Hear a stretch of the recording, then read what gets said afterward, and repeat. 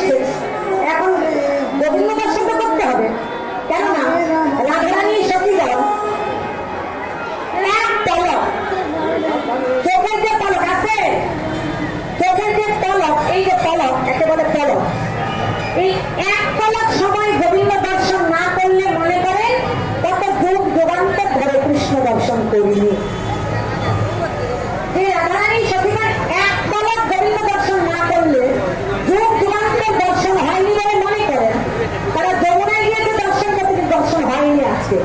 এবার ঘরে এসে ছল চাতুরি করে, শাশুড়ি ননদিকে ছল চাতুরি করে রাধারানী সখীদেরকে নিয়ে এবার প্রতিমুগ্ধ বিক্রয় করার ছেলেরায় মাথায় গরিবদের হাড়ি নিয়ে বসে নিয়ে বলে কপিলার হাতে ধরে দেন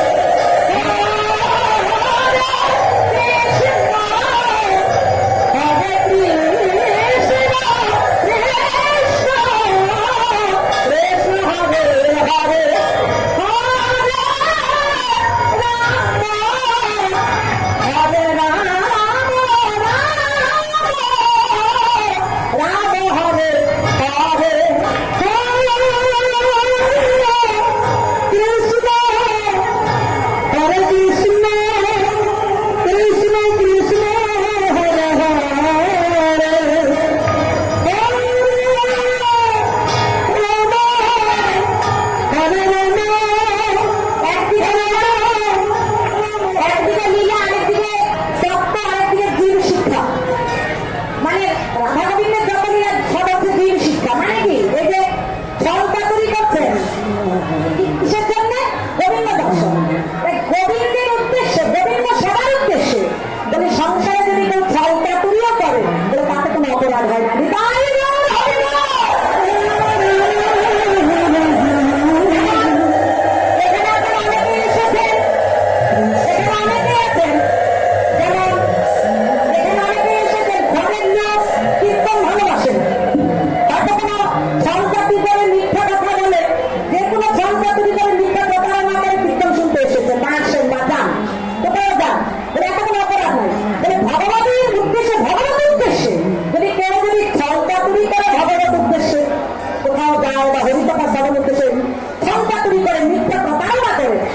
অপরাধ হয় না, কিন্তু ভগবত উদ্দেশ্য বিনা, ভগবত সেবা বিনা যদি আমরা যদি মিথ্যা কথা বলি তাহলে কি হবে? পাপ হবে, মিথ্যা বলে পাপ হবে।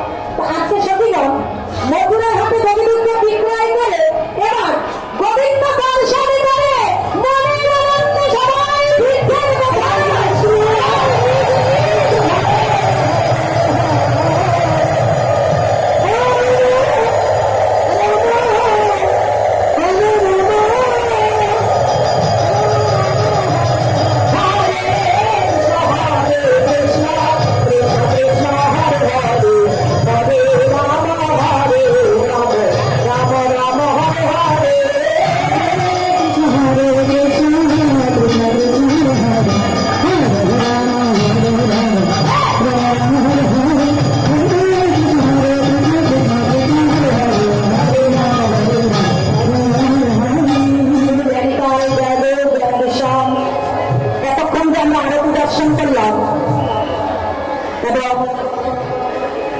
গোপালজির সম্মুখে বা ভগবানের সম্মুখে আরতি, পূজারী আরতি করলেন পূজারী মহারাজ, আমরা আরতি দর্শন করলাম, কেউ নৃত্য করলাম, কেউ মৃদঙ্গ তৎপরাদি বাদ্যযন্ত্র আদি বাজালাম, কেউ নাচলাম।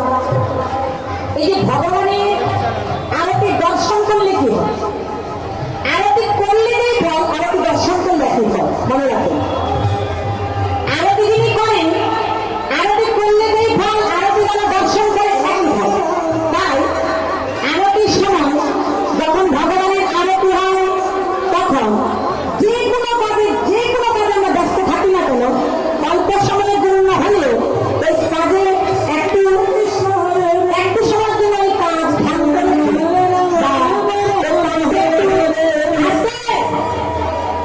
কাজ একটু রেখে আরতি অল্প সময় হলে দর্শন করতে হয়, মনে করেন অপরাধ। তো এখন প্রথমেই ধূপ দিয়ে আরতি করা হলো, প্রথমেই ধূপ, তারপরে প্রদীপ, শঙ্খ, বস্ত্র, পুষ্প, ময়ূরপুচ্ছ, তারপরে চামড়। এই যে ধূপ দিয়ে আরতি করা হয়, এই ধূপের আরতি যিনি করেন বা যারা দর্শন করেন তাকে কি হয়? এক ফল কি? আমরা যতটুকু কর্ম করি কর্মের থেকে ভালোবাসাটা বেশি করি। তো যখন জানলো এইটা করলে এটা হয়, এটা করলে এটা পাবে, এটা করলে এটা পাবে, তার প্রতি আমাদের আরেকটু আকর্ষণ বা বিকাশ আমাদের একটু করার উৎসাহ বেশি জানবে। যদি ধূপ দিয়ে আরতি করা হয়, এই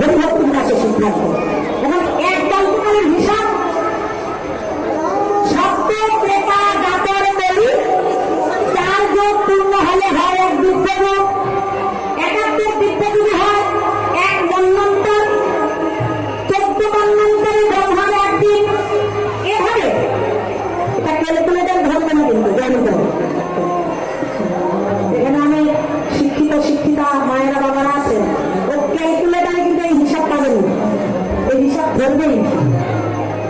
সভ্যতা দাপন করি মানে এই কলিযুগের স্থিতিকাল 4,32,000 বছর।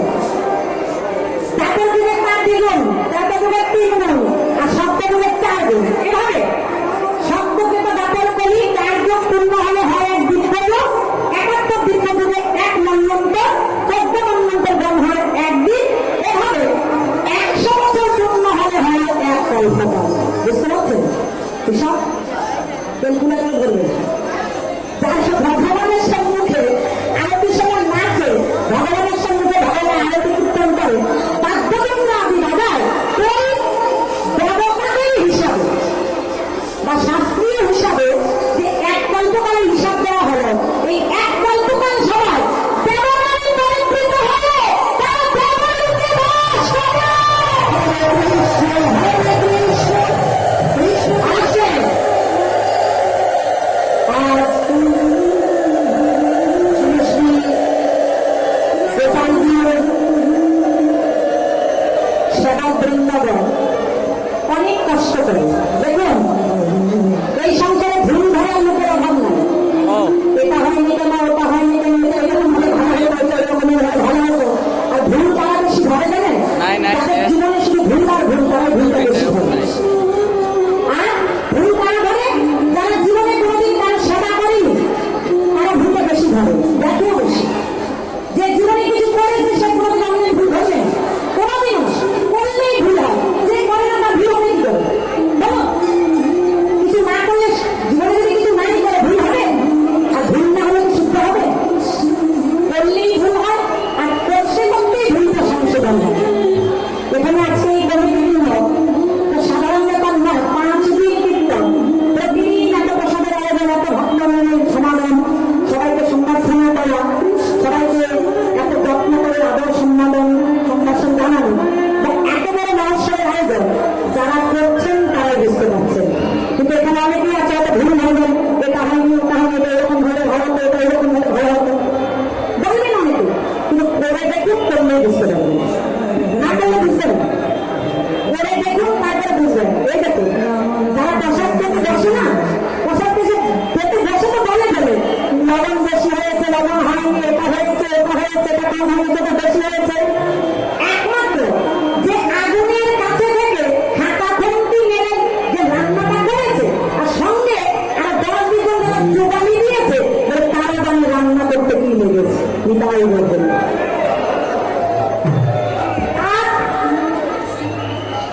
এই কমিউনিটির অনেক কষ্ট করে জায়গায় ভিক্ষা করে অক্লান্ত পরিশ্রম করে কীর্তন আয়োজন করেছেন।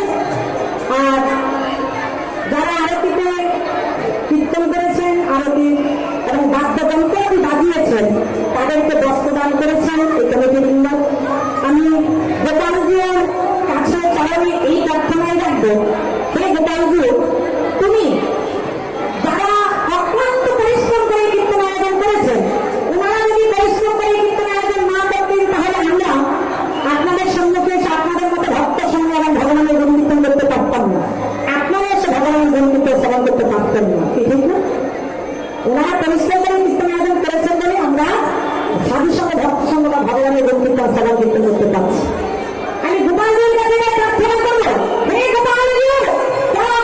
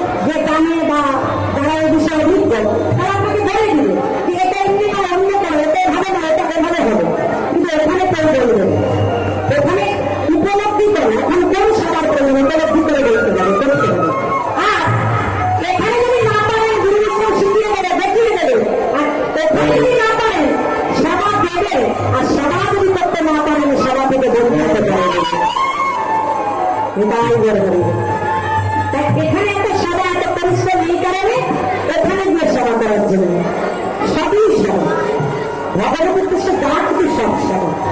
তো এখানে গোপালকে মন্দিরের সভাবৃন্দ ওনাদের সবার চরণে আমার কোটি কোটি বন্দনার প্রণাম।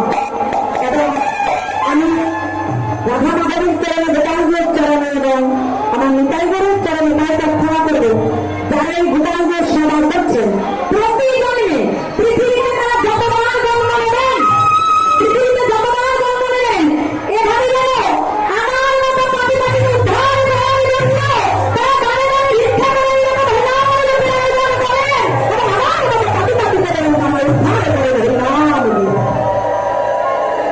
এই প্রার্থনা রাখছি। রাধেশ্যাম আসুন, আমরা সবাই একটু অনেক দেরি হয়ে গেল, ভেবেছিলাম একটু হরিনাম আস্বাদন করবো, কিন্তু যাই হোক সবই ভগবত ইচ্ছা। আসুন আমরা সবাই